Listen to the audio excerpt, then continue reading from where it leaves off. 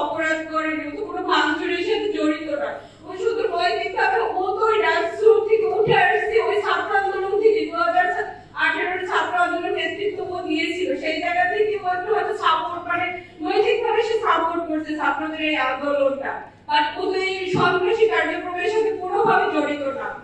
But ওকে বারবার ওই জায়গায় স্বীকারোক্তি নেওয়ার চেষ্টা করা হচ্ছে যে ও এইগুলোর সাথে জড়িত, মানে মিথ্যা মামলা দিয়ে ওকে বারবার। আর এটার মানে বলা হচ্ছে যে ও নাকি নির্বাচনে যায়নি কেন, ও কেন বিভিন্ন দেশে বিভিন্ন এম্বাসিতে যায়, যেহেতু ও এক রাষ্ট্র সাবেক ভিপি আর একটা দলের প্রধান হিসেবে বিভিন্ন রাজনৈতিক দল বিরোধী দল তারা তো প্রত্যেক এম্বাসিতে তাদেরকে ইনভাইট করে তারা তো যায়, সেটাকে মানে কি করে, এটা তো তার কোনো অপরাধ না।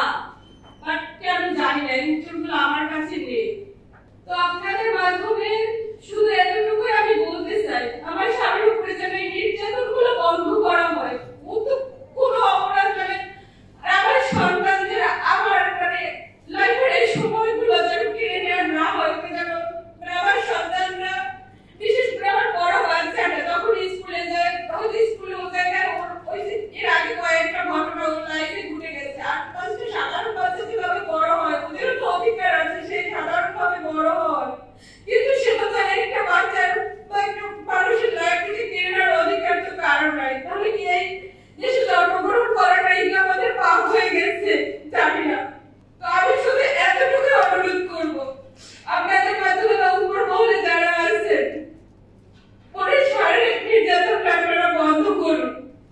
ওদের রাজনীতি আমার প্রধান দরকার নেই, আমার রাজনীতি করতে হবে না, কারণ আমি খুব নিম্ন মধ্যবিত্ত পরিবার থেকে উঠে আসা নুরতাই, আমাদের খুব চাওয়া পাওয়ার কিছু নেই।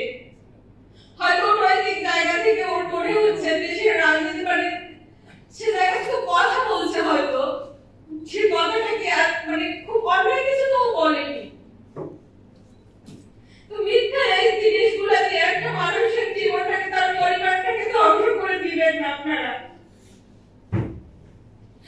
আমার ছোট বাচ্চাটা খুব অসুস্থ, ওর বারবার ট্রিটমেন্ট দরকার হয়, ফলো আপের দরকার হয়।